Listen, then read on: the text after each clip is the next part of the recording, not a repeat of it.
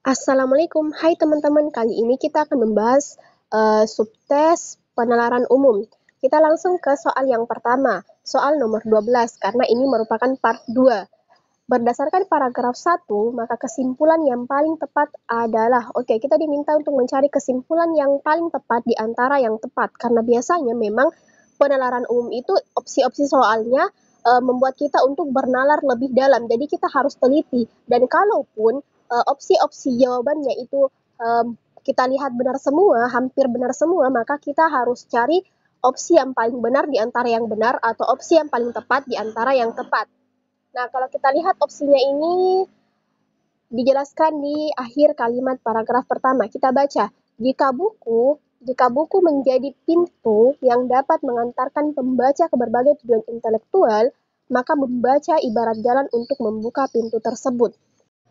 Oke, selanjutnya kita analisis masing-masing opsi jawaban dan kita lihat mana yang sesuai dengan pernyataan yang kita dapatkan tadi di paragraf pertama. Di paragraf pertama kalimat terakhir. Kita baca opsi yang A. Jika membaca ibarat jalan untuk membuka pintu yang dapat mengantarkan seseorang ke berbagai tujuan intelektual, maka buku menjadi pintu tersebut. Nah, kalau kita lihat ini sebenarnya sesuai. Artinya maknanya sama dengan kalimat ini, hanya saja katanya yang dibalik, di mana di sini mengatakan jika buku yang menjadi pintu yang dapat mengantarkan pembaca ke berbagai tujuan intelektual, sedangkan ini dikatakan jika membaca ibarat jalan untuk membuka pintu yang dapat mengantarkan seseorang ke berbagai intelektual. Nah, di sini mengatakan maka membaca ibarat jalan untuk membuka pintu tersebut, sedangkan di sini maka buku menjadi pintu tersebut. Nah, pada intinya maknanya sama, hanya saja kalimatnya yang dibalik atau berbeda. Tapi kita simpan dulu, kita baca opsi yang lainnya, opsi yang B. Jika buku menjadi pintu yang dapat mengantarkan seseorang ke berbagai tujuan intelektual, maka membaca tidak akan menjadi jalan untuk membuka pintu tersebut. Opsi yang B ini salah. Kenapa? Karena ada kata tidak. Berarti bukan opsi yang B jawabannya. Opsi yang C. Jika membaca ibarat jalan untuk membuka pintu yang dapat mengantarkan seseorang ke berbagai tujuan intelektual, maka buku bukanlah pintu tersebut. Nah, ini juga salah karena ada kata bukan. Berarti bukan opsi yang C juga. Opsi yang D. Jika membaca bukan jalan untuk membuka pintu yang dapat mengantarkan seseorang ke berbagai tujuan intelektual, maka buku bukanlah pintu tersebut. Kalau kita lihat opsi yang D ini sebenarnya kalimat negatif dari pernyataan yang kita dapatkan di paragraf pertama, yaitu kalimat terakhir. Tetapi ini bukan jawaban yang paling tepat. Opsi yang E, jika buku bukan pintu yang dapat mengantarkan seseorang ke berbagai tujuan intelektual, maka membaca tidak akan menjadi jalan untuk membuka pintu tersebut. Jika buku bukan pintu, tidak akan menjadi jalan. Ini juga sama kalimat negatifnya, tapi ini bukan yang paling tepat. Jadi, opsi yang paling tepat untuk soal nomor 12 ini adalah opsi yang A, di mana maknanya sama, hanya saja kalimatnya yang berbeda. Lanjut ke soal selanjutnya, soal nomor 13. Berdasarkan paragraf 2, maka disimpulkan bahwa dari 1.500.000 masyarakat Indonesia yang memiliki minat baca tinggi sebanyak berapa orang? Kita baca. UNESCO mencatat pada 2012 minat baca orang Indonesia hanya mencapai 0,01. Artinya dari 1.000 orang penduduk, hanya 1 orang penduduk yang memiliki minat baca yang tinggi. Jadi seperti ini, dari 1.000 orang penduduk, itu minat bacanya hanya 0,01%. Kita kali 0,01 sama dengan 1. Jadi dari 1.000 orang, itu hanya ada 1 yang minat baca, artinya 0,01%. Nah, tinggal kita kali juga seperti ini. Jadi dari 1.500.000 kita kali dengan 0,001, itu hasilnya sama dengan 1.500. Jadi yang memiliki minat baca dari 1.500.000 orang itu hanyalah 1.500 orang. Opsi yang B. Next ke soal nomor 14. Berdasarkan paragraf 3 dapat disimpulkan bahwa paragraf 3. Kita baca. Tinggi rendahnya tingkat literasi masyarakat berbanding lurus dengan sejumlah persoalan pada sarana dan prasarana untuk meningkatkan semangat membaca. Salah satunya adalah masih sedikitnya jumlah perpustakaan di Indonesia. Rendahnya minat baca masyarakat menjadi lampu kuning bagi Indonesia. Jika hal ini dibiarkan, maka Indonesia akan sulit untuk menuju peradaban yang lebih maju dalam waktu yang singkat. Melihat kondisi negara-negara lain, tinggi rendahnya tingkat literasi ternyata berbanding lurus dengan tingkat kemajuan dan kesejahteraan negara tersebut. Hal ini salah satunya dapat dilihat dari PDB per kapita. Jadi jika tingkat literasi suatu negara tinggi, maka tinggi pula PDB per kapita negara tersebut. Oke, kita analisis masing-masing opsi jawabannya. Semakin banyak sarana dan prasarana pendukung semangat membaca, semakin tinggi tingkat literasi, dan semakin rendah tingkat kemajuan dan kesejahteraan masyarakat. Nah, di sini tadi mengatakan berbanding lurus. Berbanding lurus artinya sama. Jika tinggi, maka semuanya tinggi. Jika tinggi, maka semuanya tinggi. Sebaliknya, jika rendah, maka semuanya juga rendah. Ini yang dimaksud dengan berbanding lurus. Kalau berbanding terbalik ya artinya seperti ini, tinggi, kemudian rendah. Ini merupakan berbanding terbalik. Nah, kalau berbanding lurus ini seperti ini. Jika tinggi, maka semuanya tinggi. Jika rendah, maka semuanya rendah. Nah, di sini mengatakan semakin banyak sarana dan prasarana pendukung semangat membaca, semakin tinggi tingkat literasi dan semakin rendah. Nah, ini nih. Seharusnya di sini semakin tinggi pula. Jadi, bukan opsi yang A jawabannya, karena ini tidak sesuai, artinya tidak berbanding lurus. Opsi yang B, semakin banyak sarana dan prasarana pendukung semangat membaca, semakin tinggi tingkat literasi, dan semakin tinggi kemajuan dan kesejahteraan masyarakatnya. Nah, ini sesuai karena ini semua berbanding lurus, jadi jika banyak maka tinggi dan tinggi. Seperti itu. Tapi kita simpan dulu, kita analisis masing-masing opsi yang lainnya. Semakin sedikit sarana dan prasarana pendukung semangat membaca, semakin tinggi tingkat literasi dan semakin tinggi. Nah, ini nih, tidak berbanding lurus karena ada kata sedikit. Berarti bukan opsi yang C.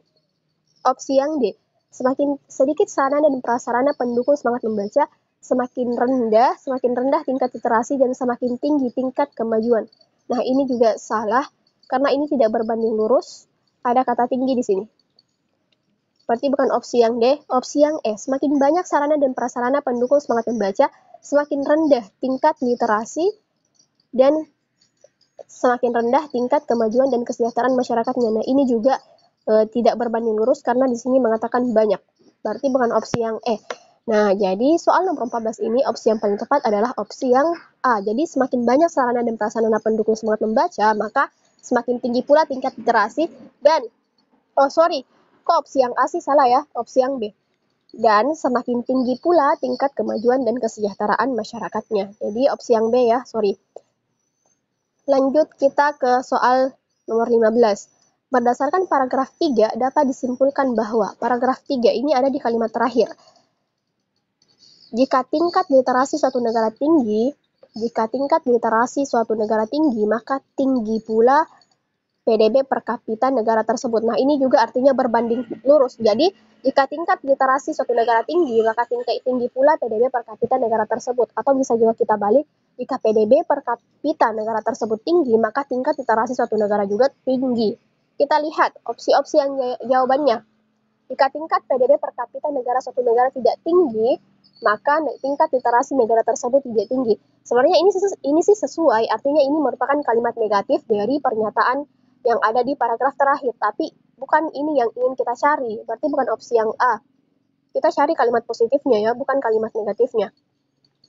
Opsi yang B, jika tingkat PDB per kapita suatu negara tinggi, maka tingkat literasi negara tersebut tinggi. Nah, kalau kita lihat opsi yang B ini maknanya sama dengan kalimat terakhir yang ada di paragraf terakhir, hanya saja katanya yang dibalik, tapi pada intinya maknanya sama. Jadi, jawabannya bisa opsi yang B, tapi kita simpan dulu, kita cari opsi-opsi yang lainnya. Jika tingkat literasi suatu negara tidak tinggi, maka tidak tinggi pula per kapita negara tersebut. Tidak tinggi, maka tidak tinggi pula. Nah, sebenarnya ini adalah kalimat negatifnya, tapi bukan ini yang kita cari ya. Karena kita cari kalimat yang positifnya, artinya jika tinggi dan tinggi, bukan tidak tinggi dan tidak tinggi, seperti itu. Opsi yang D, jika tingkat literasi suatu negara rendah, maka rendah pula per kapita negara tersebut. Nah, ini juga sebenarnya kalimat negatifnya artinya kebalikan dari apa yang kita dapatkan di paragraf terakhir, tapi bukan ini yang ingin kita cari. Opsi yang E, jika tingkat PDB per kapita suatu negara tidak tinggi, maka tingkat literasi negara tersebut tinggi. Di sini mengatakan tidak tinggi, di sini mengatakan tinggi, artinya berbanding terbalik. Berarti bukan opsi yang E jawabannya. Nah, jadi yang paling tepat adalah opsi yang B, yaitu Jika tingkat PDB per kapita negara suatu negara tinggi, maka tingkat literasi negara tersebut juga tinggi. Next, kita ke soal selanjutnya. Berdasarkan paragraf 3, dapat disimpulkan bahwa paragraf 3, mana nih? Jika rendahnya minat baca masyarakat, di sini nih. Rendahnya minat baca masyarakat menjadi lampu kuning bagi Indonesia. Jika hal ini dibiarkan, maka Indonesia akan sulit untuk menuju peradaban yang lebih maju dalam waktu yang singkat. Jadi pada intinya, jika minat baca masyarakat yang rendah ini dibiarkan, maka Indonesia akan sulit untuk menuju peradaban yang lebih maju dalam waktu yang singkat. Kita lihat opsi yang lain, kita lihat opsi-opsinya. Jika rendahnya minat baca masyarakat dibiarkan, maka Indonesia tidak akan sulit menuju peradaban yang lebih maju dalam waktu yang singkat. Jika rendahnya minat masyarakat dibiarkan, maka Indonesia tidak akan sulit. Nah, ini nih salah. Seharusnya jika rendah, maka Indonesia akan sulit untuk menuju peradaban. Berarti bukan opsi yang A. Opsi yang B. Jika rendahnya minat masyarakat tidak dibiarkan, maka Indonesia tidak akan sulit untuk menuju peradaban yang lebih maju dalam waktu yang singkat. Nah, ini bisa sih, tapi ini merupakan kalimat negatif ditandai dengan kata tidak. Tapi kita simpan dulu. Opsi yang C. Jika Indonesia akan sulit untuk menuju peradaban yang lebih maju dalam waktu yang singkat, maka rendahnya minat masyarakat dibiarkan. Akan sulit. Jika Indonesia akan sulit untuk menuju peradaban yang lebih maju dalam waktu yang singkat, maka rendahnya minat masyarakat dibiarkan. Nah, ini juga sesuai, artinya maknanya sama, tapi kita lihat opsi yang lainnya lagi. Jika rendahnya minat baca masyarakat dibiarkan, maka Indonesia akan sulit untuk menuju peradaban yang lebih maju dalam waktu yang singkat. Nah, ini juga maknanya sama. Opsi yang E, jika Indonesia tidak sulit untuk menuju peradaban yang lebih maju dalam waktu yang singkat, maka rendahnya minat masyarakat tidak dibiarkan. Tidak sulit, tidak dibiarkan. Nah, kalau kita lihat ini juga merupakan kalimat negatif, berarti bukan opsi yang E jawabannya. Tadi opsi yang B juga merupakan kalimat negatif, jadi bukan opsi yang B juga. Sisa opsi yang C dan D. Opsi yang C, jika Indonesia akan sulit untuk menuju peradaban yang lebih maju dalam waktu yang singkat, maka rendahnya minat baca masyarakat dibiarkan. Opsi yang D, jika rendahnya minat baca masyarakat dibiarkan, maka Indonesia akan sulit untuk menuju peradaban yang lebih maju dalam waktu yang singkat. Nah, kalau kita lihat, opsi yang paling tepat adalah opsi yang B. Kenapa? Karena maknanya sama, kemudian kalimatnya juga sama. Sedangkan opsi yang C ini maknanya sama, tetapi kalimatnya yang dibalik. Artinya, sebenarnya opsi yang C ataupun D ini sebenarnya tepat, tapi kita diminta untuk mencari pernyataan yang paling tepat di antara yang tepat. Jadi, pernyataan yang paling tepat di antara yang tepat itu adalah opsi yang D. Next, kita lanjut ke soal nomor 18. Nah, ini adalah ada sebuah data. Kita lihat pada diagram di atas dapat disimpulkan bahwa. Oke, kalau kita lihat diagram ini membahas terkait dengan bagaimana penduduk yang berumur 10 tahun itu yang menonton TV lebih tinggi, sangat tinggi, kemudian penduduk yang berumur lebih dari 10 tahun yang membaca buku atau majalah itu ternyata sangat rendah. Kita lihat, dari tahun 2003 sampai 2015, minat menonton TV dan membaca menurun.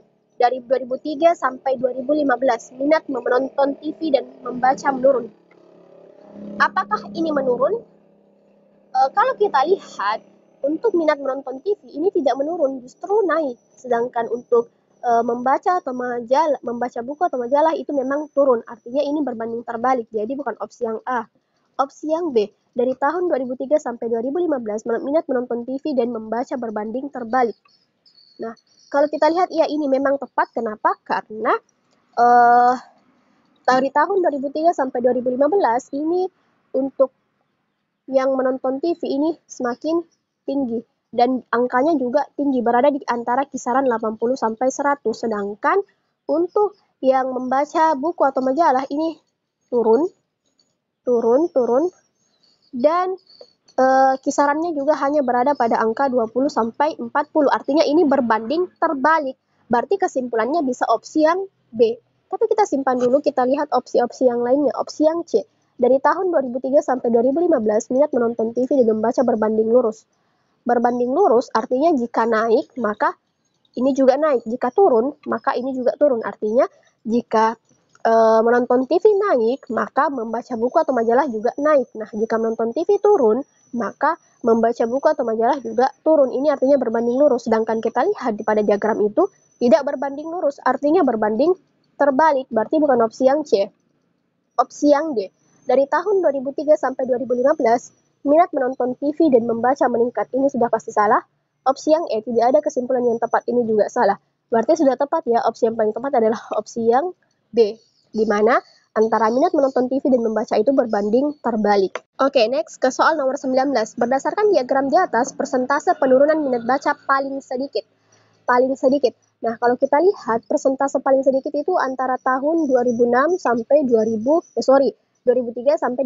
Kenapa? Karena ini terjadi penurunan, tapi sangat sedikit. Saking sedikitnya, seperti terlihat tidak terjadi penurunan, padahal ini terjadi penurunan.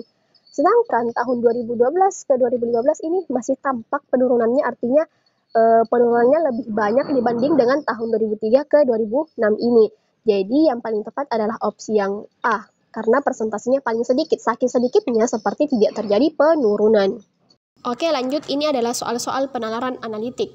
Kita baca soalnya. Calon pengganti Tono yang paling berpeluang untuk dipilih secara berurutan adalah. Nah, kita baca informasi yang diberikan soal terlebih dahulu. Dari sini kita bisa analisis dan kita bisa temukan apa sih yang diminta oleh soal. Tono akan keluar negeri selama sebulan untuk urusan usaha dagangnya, sehingga ia harus memilih salah satu dari 3 bawahan yang akan menggantikan di kantor. Beberapa informasi yang menjadi dasar keputusan Tono sebagai berikut. Yang pertama, Anton cukup kreatif dan cukup baik memimpin, namun ia sering sakit sehingga terkesan kurang rajin bekerja. Hasan paling kreatif dan cukup sehat, tetapi masih kalah dari Rudi dalam hal kerajinan dan masih kalah dari Anton dalam kepemimpinan. Dalam kreativitas, Rudi masih di bawah Hasan dan Anton, tetapi ia paling rajin, paling sehat, dan paling bagus memimpin. Oke, di sini ada beberapa indikator. Kita tulis dulu. Yang pertama itu adalah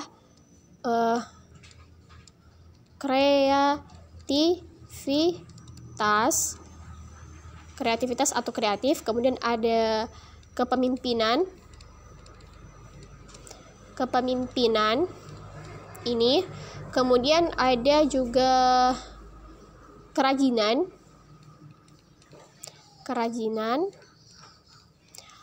ada kesehatan. Nah, ini adalah indikator untuk memutuskan bawahan oleh Tono yang mana sih yang akan diambil atau dipilih secara berurutan. Nah, di sini ada 3 bawahannya, yaitu Anto, kemudian ada Rudi, ada Hasan, iya, ada Rudi dan ada Hasan. Nah, ini adalah 3 bawahannya. Kemudian untuk memudahkan kita berikan skor, di mana skor yang paling itu kita beri skor 3, kemudian cukup itu kita beri skor 2, dan untuk kurang itu kita beri skor 1. Kita lihat, Anton cukup kreatif, berarti Anto ini kreativitasnya adalah cukup atau 2. Kita tulis di sini 2. Dan cukup baik memimpin, berarti kepemimpinannya juga 2. Namun ia sering sakit sehingga terkesan kurang rajin bekerja. Berarti untuk dalam hal kerajinan Anto itu kurang, artinya nilainya 1, poinnya 1. Lanjut. Hasan paling kreatif berarti kita kasih poin 3. Dan cukup sehat, berarti kesehatannya adalah 2 karena cukup. Di sini. Kemudian tetapi masih kalah dari Rudi dalam hal kerajinan. Masih kalah dari Rudi dalam hal kerajinan. Berarti kalau kalah dari Rudi dalam hal kerajinan, Hasan itu 2 dan Rudi itu 3. Dan masih kalah dari Anton dalam kepemimpinan. Anto itu kepemimpinannya 2, berarti Hasan itu 1 karena masih kalah. Nah, berarti yang paling baik dalam memimpin itu adalah Rudi. Jadi kita kasih skor 3. Kita lanjut.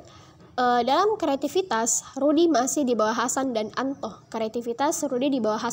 Berarti nilainya adalah 1. Tetapi ia paling rajin, berarti Rudi memang nilainya 3. Nah, sini sudah betul. Kemudian paling sehat berarti 3, nilainya 3, dan paling bagus memimpin. Iya, betul.